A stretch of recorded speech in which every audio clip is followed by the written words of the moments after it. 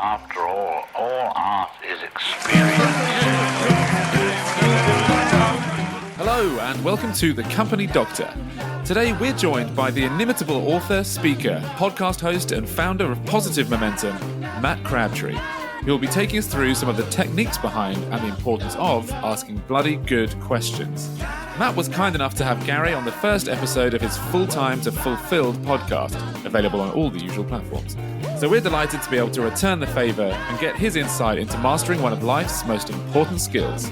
Gary, Matt, take it away. Please don't think me presumptuous. Matt Crabtree, welcome to The Company Doctor. Thank you. I have been looking forward to this very, very much. I am an avid Company Doctor subscriber and I'm slightly nervous. I've been waiting in the Company Doctor's waiting room and here I am in the surgery. Well, I'm a bit more nervous than you because I've waited 46 episodes to have you on so I could practice the topic that we're going to cover today, which is how to ask bloody good questions.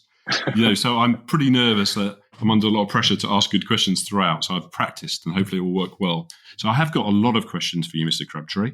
But first of all, I'll ask you a bloody bad question. Now, we know each other pretty well, but, tell people what makes Matt Matt and tell us about Positive Momentum. Well, yes, thank you. It's a pleasure to be able to chat to you about bloody good questions. Tell people about Matt. So as most people who've met me will know, because I bang on about it a lot, I'm a farmer's son. I went into corporate life, into sales. I worked my way up into general management fairly quickly. I got lucky and got given jobs I probably should never have been allowed anywhere near. And then in the early years of the dot-com boom and bust, I was involved in helping to run a business for Barclays. It was a joint venture with Accenture. We sold the business back to Accenture, and that triggered a moment for me to leave corporate life. And so I thought I'd give consulting a bit of an experiment. I'm not sure I ever really imagined it would turn into a sort of full-time thing, but that's 20 years ago now, and I couldn't get a job now if I wanted one. And so I better make sure this continues to work. And as you know very well, Mr. Gamp, we are a team of these days about 40 consultants around the world, about 30 based in the UK and another 15 or so in India. All ex-leaders, such as yourself and I, who provide what we call no-nonsense business expertise in a really wide range of different circumstances, lots of different industries. We're very privileged to be able to work with the clients that we do. Yeah, and you're very humble because you have an amazing practice. And I like, the no-nonsense business bit is really interesting because I'm going to link it back to some of the questions and the bloody good questions. So, I am under a lot of pressure to ask you bloody good questions. And you are Mr. Bloody Good Questions, or as you call it, BGQs. So what are they and why do they matter? That is a good question. Thanks. It occurred to me, I think quite a long time ago, but I didn't give a name to it until the first year or two of Positive Momentum's existence. But it occurred to me quite a long time ago that actually the people who seem to have the best outcomes in relationships, in business, seem to be the people who are most curious. And curiosity is a much talked about subject. I've heard lots of other people on the Company Doctor talking about the importance of curiosity. And I don't know, I was lucky enough to have some pretty decent bosses who asked me quite challenging questions from time to time. I was able to model other business people who I thought were particularly good at. Frankly, I think you've always been great at it, Gary, asking questions that make other people think. And I think we like people like that. We don't like people who ask awkward questions that make us feel uncomfortable. But if you think about, who do you most like to go out for dinner with, it's generally somebody who asks you questions where they're genuinely interested in your viewpoint, but who actually make you think a bit, where you have fresh thought. And so relatively early on in PM's existence, I don't know, I think it happened one day in a training session I was running for a bank, and I think I just sort of blurted out the phrase, that's a bloody good question, and people sort of laughed a bit, and I turned it into a daft acronym, and here we are 20 years later talking about it. I think you're getting the hang of it now, I think. But what's interesting in what you just explained? My next question I kind of thought about was, where did it come from? I don't mean the term bloody good questions, but the idea that questions are important. Did you wake up one morning and go, that's a great idea? Or did you read about it? Or what's the origins of the question part rather than the acronym? Well, the truth is there's an expression called Socratic questioning, right? So Socrates, a very, very long time ago, was early in philosophizing the significance of asking other people questions. And so BGQs is just a silly take on what's technically called Socratic questioning, which is just this ability to show deep interest in what the other party is saying and to be able to ask questions that build on somebody's perspective, but maybe take them to a different place in their heads. Now, honestly, I knew nothing about Socratic questioning when I first started to say BGQs. I mean, bloody good questions is obviously just a cliche that lots of people use, but it just stuck with people. And I knew it had stuck actually about 10 years ago. I was in Schiphol Airport and somebody came up to me and said, "Oh, I know you. I've heard you speak." He had no idea where, when, no idea what my name was, but he said, "You're BGQ bloke, aren't you?" And I went, "You're a celebrity, dude." No, I'm really not, because he had no idea who I was. But he remembered BGQs, and I thought, do you know what? That's pretty cool. You know, that if that has made just one conversation happen, which has been a little bit electric, has been catalytic, because I think that's what BGQs are, and they're catalytic in a conversation, then I'm a happy boy.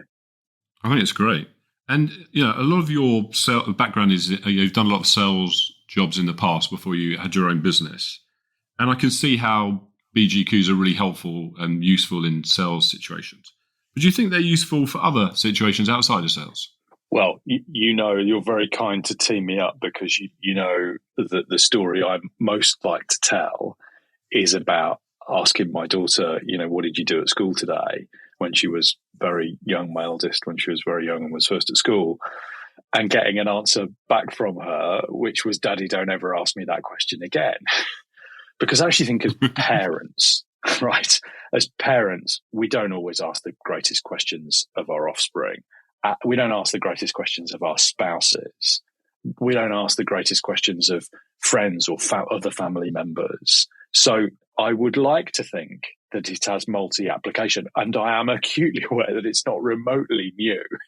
It's just the silly acronym that's kind of different and is my thing.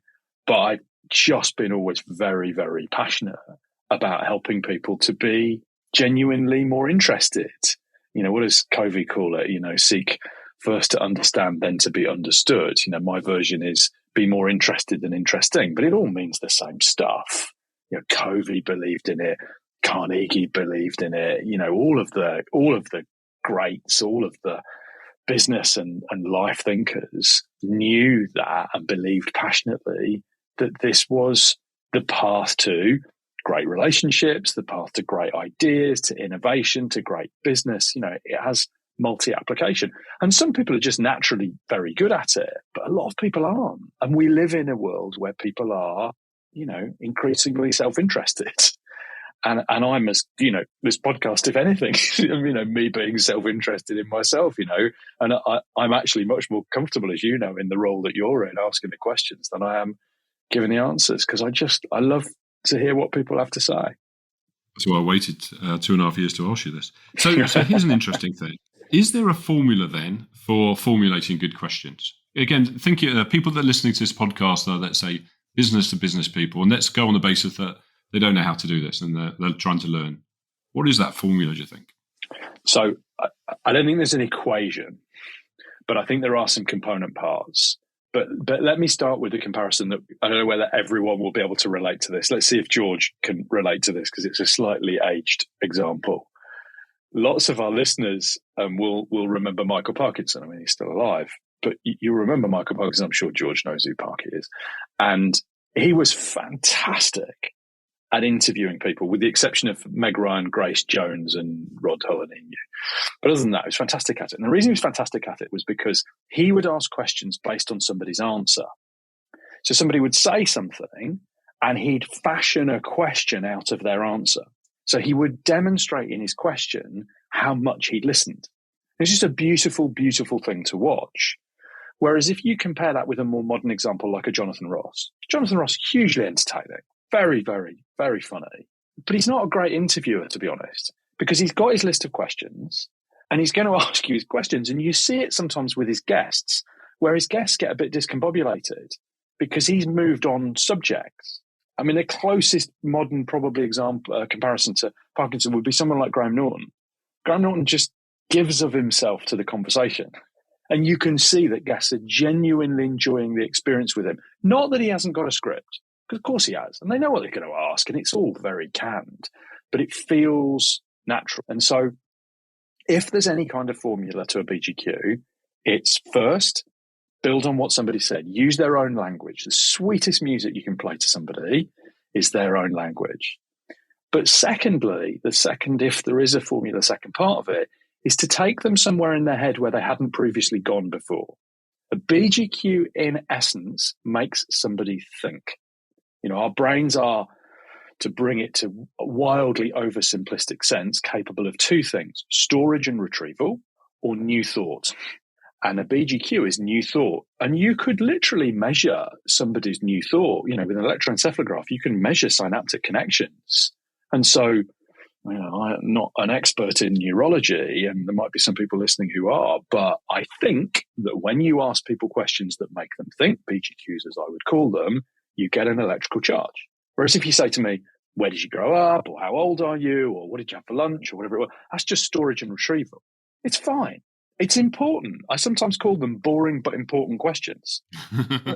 You know, you do have to ask people boring but important questions, but it's not where the magic is. When I have an appointment with a client, just like you, when I have an appointment with a client and the client says to me, that's a really good question, I kind of want to high five myself.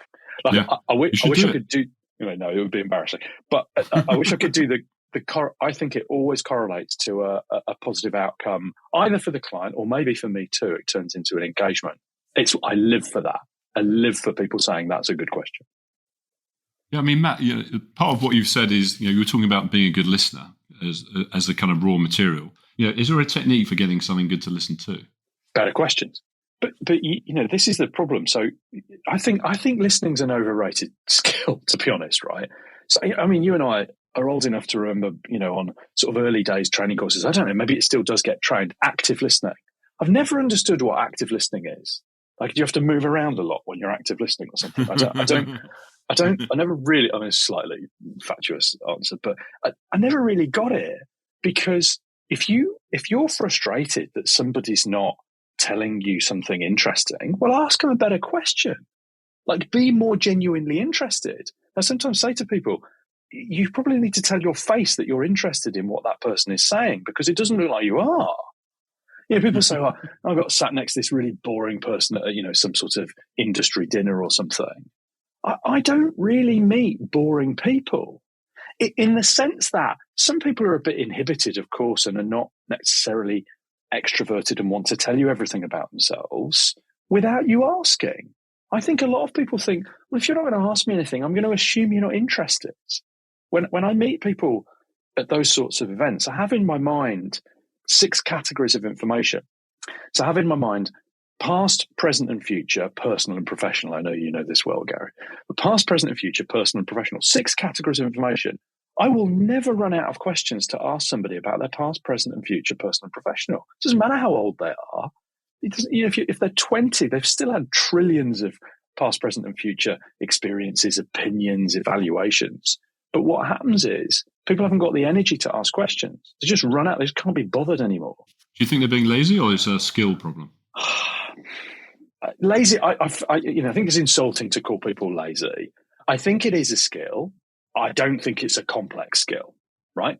So I just think it's a habit more than anything else. I think it's just people get out of the habit. People are used to doing exactly what I'm doing now, which is spouting their own opinion and not turning the tables the way that you and George are and getting people to share their points of view. I just think people are out of the habit of it. And I think, you know, we live in the world of the influencer, right? What do influencers do? Share their point of view. Influence. Yeah, they do. Correct. Yeah, what was on my mind, someone said to me recently, it's all very well asking good questions, but sometimes it feels like a bit of an interrogation. I've been on the end of that where someone keeps asking me questions, I can't be bothered with it. It's a bit too, you know, what's your master tips on that? How do you deal with that? How do you stop being like that? it's a really common challenge, and you know this. You've probably trained nearly as many people as I have on this. That people go, yeah, but it feels like some sort of interrogation. I'm not going to do that. But that's just absurd. It's not what you do. So I meet you for the first time, and I say, where do you live? And you go, oh, I live in North London. Oh, North London. Oh, yeah, I've got family who lives in North London as well. Whereabouts are you? Oh, I'm in. I won't say where you live exactly. I don't want a line of people at the company doctor's house. But and suddenly you go, oh, that's really, and you find commonality. But more than anything else, you find enthusiasm. If I said to you, how old are you? Where do you live? How long have you lived there? What sort of car do you drive? What did you do yesterday? What's your favourite drink? What's your best holiday? Of course it feels like an interrogation, but nobody talks to each other like that. That's just stupid. You just don't do that. Maybe doing a police interview or something, I don't know. But in the normal course of events, you just have, it's called a conversation. But what slightly bamboozles me is some people don't seem to show interest in what the other person is saying, even the banalities of life. They don't show interest in it. And frankly, that's because they don't feel it. And I understand that. But, as I often say to people, have you ever pretended to be more interested in something than you genuinely felt? And the answer from every adult human being is yes. Why do we do it? We do it at first dates. We do it in appointments with, potential clients. We do it in conversations with people who have significance in our lives. Why do we do it? We do it because it's an investment in the relationship. And the minute we stop doing it, by the way, is when that all starts to fracture. And we know that's what leads to the dissolution of relationships, be they business or personal, is when people just can't be bothered to show any interest in each other. And it is a question of being bothered. That's why I told you I like Britney Spears when I met you, by the way, because I wanted you to feel it. And I don't believe you to this day. No, but I agree with what you're saying, Matt. But are there any bloody annoying questions then? I was just going to say, go on, hit me, baby, one more time. Sorry, are there bloody annoying questions? Yeah, I mean, because it can go the other way, can't it? Like what keeps you awake at night or something to that, something weak like that. God. Are there? Oh, God. In an interview, what are your major strengths and what are your weaknesses? Where do you see yourself in 5 years' time? Oh, God, kill me now. Hasn't every young person been taught how to answer that question?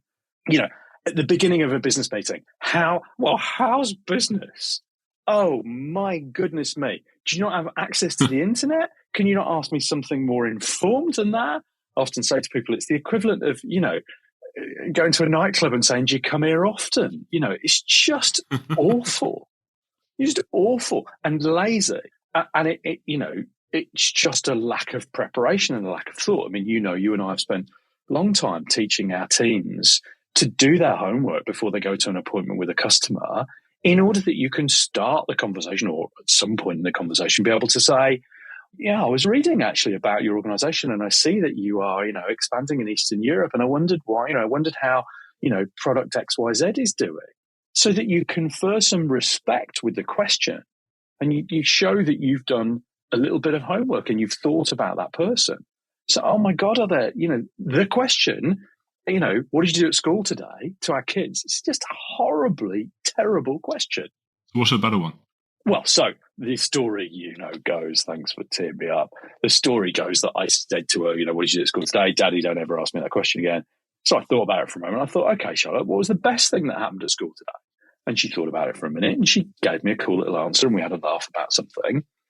The problem was that I then thought that was a really good question. And so I kept using that for another 2 weeks until she said, what? Don't ever ask me that question again, right? So the point is actually as she grew older and my other daughter grew older, what I had to do was remember that, today you did show and tell, or today was preparation for SATs, or today was GCSE mock paper, or whatever it was. How did that go? Situational, timely, relevant questions are the ones that make the difference. Now, they're not necessarily bloody good, right? The bloody good ones take them to a different place in their heads. They're more the what if. They're more the imagine that questions. But at least make them relevant.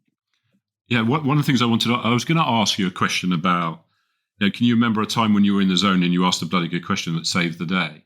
But I was actually with you when you did one of those. And I'm going to mention it to you. I won't say the customer name, just see if you remember it, because I think it would be a useful one to share or something else. But we went to do a pitch for a financial institution where they were a bit snippety about what we were going to offer. And you came out with a sort of a blazing, bloody good question at the start. And that just turned the whole pitch around. Do you remember that? I do. I don't remember what the question was. Nor do I, but it was something to do, it was basically you got them speaking for half an hour on what they wanted. Yeah. But that's my goal, right? It's my goal. I'm about to fly to Dubai for 24 hours. It's kind of ridiculous. And going to a meeting with somebody I've never met before in an industry I know virtually nothing about, with a very specific need. But it's a meeting with, a relatively senior person. And I know that my job is to get that person talking. My job is not to pitch. I've never understood this pitching thing where people, get invited to, propose their solution, and they turn up and then they just bang on about themselves. And then they sort of get to the end of, 35 dreary slides and go, so any questions? By which time the person is, practically catatonic with boredom. And, and they kind of go, oh, yeah, I don't know. Yeah. And because they've just lost them.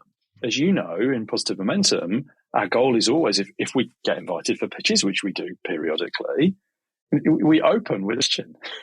And we slave over what that question will be. And we think about it endlessly and worry and try to make it, thought-provoking and engaging and helpful to both the potential client and to us. And as you know, because you've been part of it for so long, often we'll find ourselves with 45 minutes for a pitch, and after 40 minutes, the client's still answering the first question and debating amongst themselves, and we haven't shown a single slide. And you and I are sort of looking at each other with a glint in our eyes going, that's a result. Good. Who wants to see our boring slides? They want to talk about themselves and their challenges and their context, and get really deep into their context, and then have a proper conversation. So let's switch. That's fantastic. So let's switch gears a bit and get some of the how-tos there now, so that people can get into your head a bit and get some of that amazing knowledge. By the way, just as an aside, this is completely random, but I remember hearing that you went and did a presentation once, and I'm not going to say where you did it, where they had people queuing up to have a picture of you on the vase. Do you remember that? Yes. How could I forget? And so basically, Matt was a celebrity in this presentation. So you could either buy a vase or maybe a placemat. I can't remember what else it was. Was it a plate? It was a plate. There's a plate and a vase. It's not. It's not a secret where I was. I was in Iran a long time ago, 10 years ago, when it was a slightly easier place to be in. And by the way, for anybody who's listening, Iran is, despite a slightly unusual leadership regime, is an incredible place with wonderful people, brilliantly educated, and I had a fantastic few days there. But yes, there was a weird moment with about 1,500 people in the audience when in the foyer they are selling vases and plates with pictures not only of me, but there were other speakers as well. No, of course. But yes, it was one of the odder moments of my last 20 years. Yeah, my question was going to be, what have you done with them? But let's not go there. Let's move on, because getting to some of the how-tos now. I don't have one. I'll just let you know that. Yeah, Matt, so let's get into some tips. So I've got two questions where 3 tips would be very handy. The first one is, sell me on what's the main advantages of being good at asking particularly bloody good questions? Give me three things on the top of your head that you think would really help people, putting you on the spot. Well, the first is actually in alignment with your question, which is they help people. So enabling people to be independent rather than dependent. For those people who are listening, who are leading teams, I know lots of your listeners to the Company Doctor are senior leaders of teams. Our job as leaders is to make our teams independent, not dependent, not a new idea. So how do you make people independent? Well, you get them to think for themselves. And so I just spoke to a guy actually this morning, and he was saying, I think my biggest talent is the fact that I'm a problem solver. And it's another skill that I think is overrated, because he's a leader of a large number of people. And I said, so tell me what happens when somebody sends you an email with a problem or calls you with a problem. What do you do? And he says, well, I solve it. And I went, are you quite busy? And he went, so busy. Wouldn't believe it. Get so many emails. I said, of course you do. Why do you think I'm called the Company Doctor? Indeed so. So, first of all, you are laying a legacy. You are genuinely helping people. Second, and you really are putting me on the spot, you learn. And, Carol Dweck's book on mindset, is one of the best things that I think has been written in the last 10 years or so. And this whole idea of a growth mindset, this whole inherent attitude of knowing that you don't know it all and therefore just wanting to learn more. And so asking questions, as much as I hope it helps that person, to be quite frank, it also helps me enormously. What I've learned in the last 20 years in consulting by, periodically asking a decent question here and there, I would never have learned in a conventional career, partly probably because I would have believed my own BS too much to asking enough decent questions. Third up, in my world, it correlates with positive business outcomes. So I know tomorrow when I have this meeting I'm heading to, I will get chosen if I ask the best questions. It's certainly in consulting, it's true, right? So the consultants you want to hire are the ones who ask the best questions, not necessarily have some magical answer, because most of what we deal with doesn't have a magical answer. But is there a kind of a danger that you can be a bit of a smart aleck if you ask too smart questions? I mean, I don't think anybody's ever said that about me, Gary, but, no, but I guess not. You're pretty smart. Definitely. But is there a danger, genuinely, that you can be too smart? There is. There absolutely is. There's no question that people, I suspect there might be some people listening to this who know me, who think I'm a right blooming smart aleck with some of my questions. And I don't want people to feel like that. But there is an inherent element to it where if you are well informed, so the example I used a bit earlier, if you do your research on an organization and then you ask a question to the person that you're meeting about that organization, there is a risk that they don't know the information you've researched. We have that quite a lot. We quite often look at people's investor relations decks and we'll ask a clever question about it, even maybe have a copy of the slide from the deck with us. And the person you're meeting has no clue about those things. That's risky and that's irritating for people. And so positioning it in the right way and remembering to be empathetic and to not be a smart aleck is a big deal. And I don't think it's something I get right all the time. Frankly, I think you're better at it than I am, that bit than I am. You're probably true. No, not at all. No, but it's fair. I think it's a fair reflection, isn't it? Because it can be kind of off-putting if you're too smart. But I've never had that problem, to be honest. I've got two more questions, and then we're going to get your musical taste. One of my questions is, I'm thinking back to you being growing up on a farm, not being a farmer. Yeah. I think you were a farmer. But you grew up on a farm, and I'm just trying to work out how you ask bloody good questions on a farm. But anyway, don't worry about that. And then, hindsight's an amazing thing. So looking back, knowing what you know now, and you know a lot, I've seen you in action, you definitely know a lot. What would you advise young Matt, who grew up on a farm, in relation to the questions on bloody good questions? Well, here's the thing. So I'll give you two answers to that question. And nobody's ever asked me anything like that before. That's a bloody good question right there, isn't it? It is. And it takes me back because, I grew up on it's a fairly big farm, right? So big in UK circumstances, in US circumstances, tiny, but 20,000 acres, big, complicated farm, large, complicated, dangerous equipment. Farms are dangerous places to be around. And I was a kid. And worse than that, I was the boss's kid. Not the owner. Landowners were different. My dad worked for the landowners. But I was a kid and I was the boss's kid. And farm workers are, they like to have a bit of fun with youngsters. And so if you don't ask the right questions in dangerous circumstances, anybody listening to this who works in a dangerous industry, where health and safety is a big deal, they'll know that you don't ask the right questions. You find yourself in difficult circumstances very, very quickly. And so I think, I've never injured myself badly, but also I built relationships with people who were congenitally probably not inclined to build relationships with me.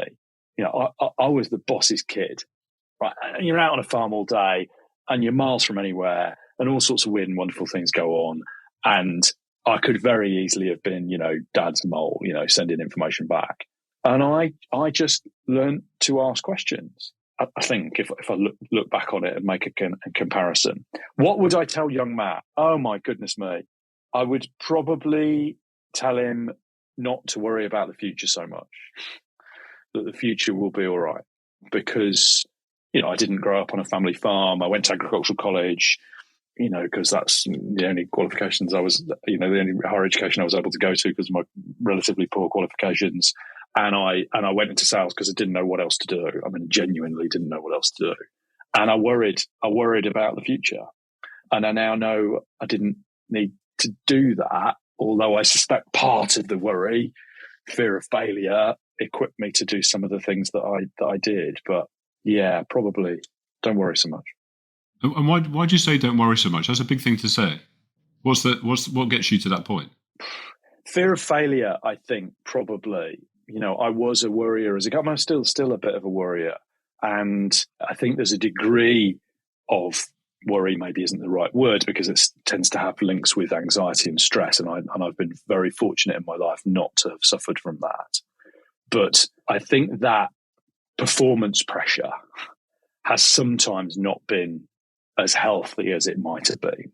And, there's a confidence that probably, anybody listening to this probably perceives that I'm this sort of uber confident person. But as I tell people often, in the school plays, I was the kid doing the curtains. I had my own stool. I wasn't going to get me on the stage when I was a kid. And yet, these days, I'm in front of hundreds or thousands of people. It's a really weird eventuality. But yeah, it's all worked out. That's amazing. By the way, I watched your show reel. Anyone who doesn't know Matt should watch his show reel. And you're, on stage, it's a motivational environment, but your questions are incredible, but in a motivational way. You get people to question themselves. So anyone who hasn't seen them should see those. Okay, got last question, then we're going to music. Basically, you're the king of BGQs, and you're also the king of takeaways. You're very good at synthesizing things in bite-sized chunks. And as men, we can only do 3 things anyway. You don't mean Chinese and Indian and Thai? I mean Chinese takeaways. Okay, well, I don't know. You might do that as well. So as the topic is how to ask bloody good questions, just to finish off, give us 3 takeaways for being amazing at asking bloody good questions. Be more interested than interesting. Just devote yourself to what someone else is saying and use their language, therefore, because you've been devoted, use their language, play it back to them. Secondly, take somebody to a place in their head they haven't been before. Ask them the what-if questions. So, but just imagine the circumstances with this. I had this in a conversation with somebody yesterday, coaching session yesterday. So just imagine that you were not in this role, that someone else was in this role and you were in this role. What would that be like? And he just sat there looking away. He just sat there looking away, thinking. And he said, I've never really thought about that before. I'm like, yeah, that's me earning my money. And a third, don't put yourself under performance pressure to ask a good question. Build up a head of steam. Build up a balance sheet of information, past, present, and future, personal, professional. I mean, it's not very sophisticated, right? But just ask stuff. Be interested in somebody's business, their life, their hobbies, their sports, their family, whatever it is. Just be interested because people are interested, right? They've got fascinating things to say. And so just curate information, gather data, not in an interrogatory way, but just gather data and you'll find things that you can build, the stream of a BGQ from. Fantastic. Matt Crabtree, you are bloody awesome. Thank you so much for being on this episode. I'm going to pass you on to George in a second, but honestly, anyone who wants to get inside Matt's head a little bit more, follow him on LinkedIn, look him up. He's written a book. We're going to talk about that in a second. But thank you so much, Matt, for being on the podcast. That was really amazing. Bless you. Thank you so much, Gary. George, let's see what music we can find. Yes, indeed. Yeah, well, thank you so much again, Matt. And I think we're going to have to come up with some sort of competition for Company Doctor listeners to win a limited edition Matt Crabtree vase or plate. I don't know what that'll be, but I'm going to start thinking about it. It's my job to ask the potentially boring, but I think very important question about your music taste. We have the Company Doctor playlist and we ask our guests to contribute a couple of tunes into it. So my killer question to you is, what would you like to contribute? Having listened to every episode of the Company Doctor, you naturally do sit and think, what would my choice be? And so I have thought quite a lot about this. I've got 2. Am I allowed to? Yeah. Britney Spears? I fear this is like Desert Island Discs where you're only allowed one, but if I No, can you've have got two. You can stretch to 3 if you like, but 2. No, I can only good. do 2. So my first is Happy by Pharrell Williams. So, don't worry, be happy, right? it's not only the Despicable Me thing, but, it makes me smile, and I'd like to think that's the persona that I give to the world. And my other, I think is a favourite of Gary's, Paolo Nutini, New Shoes, because I love the track, but B, I just do love a new pair of shoes, as I know my friend, the company doctor, Mr. Gary Gamut, does. So, New Shoes by Paolo Nutini, please. What about Britney Spears? Leave it alone. Leave it. Leave the Britney Spears thing. Just leave it alone. We can put that in as a bonus. We can put Britney Spears in as a bonus track as well. Matt, thank you so much. Great choices, great information, really excellent and fascinating to hear you speak. So thank you so much. And thank you to you, Gary, obviously, for asking such excellent questions. That's and right. Thank you to everybody for listening. Well, thank you. Thanks, Gary. Thanks, George. Thank you so much. See you soon.